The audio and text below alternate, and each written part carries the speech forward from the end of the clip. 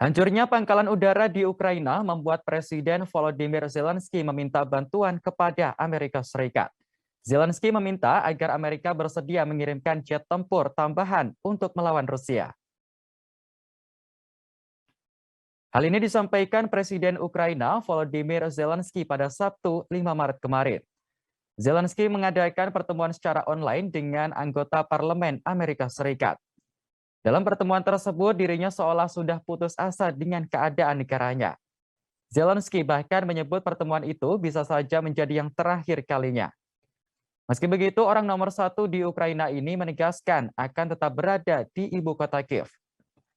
Bantuan dari Amerika sangat dibutuhkan olehnya untuk mengamankan wilayah udara Ukraina, baik melalui zona larangan terbang yang diberlakukan oleh NATO maupun memfasilitasi lebih banyak pesawat tempur. Dengan bantuan itu, Ukraina yakin akan mampu mempertahankan diri. Selain itu, Zelensky juga memohon kepada Amerika Serikat agar memotong impor minyak Rusia. Menanggapi permintaan ini, Amerika Serikat sedang mempertimbangkan sejumlah skenario untuk mengirimkan jet tempur agar tidak memancing emosi Rusia. Sebelumnya, Zelensky telah memohon NATO untuk memberlakukan zona larangan terbang di langit Ukraina selama berhari-hari. Namun NATO menolak secara tegas permohonan itu. Pihak NATO menilai pemberlakuan zona larangan terbang justru akan membuat konflik semakin meluas.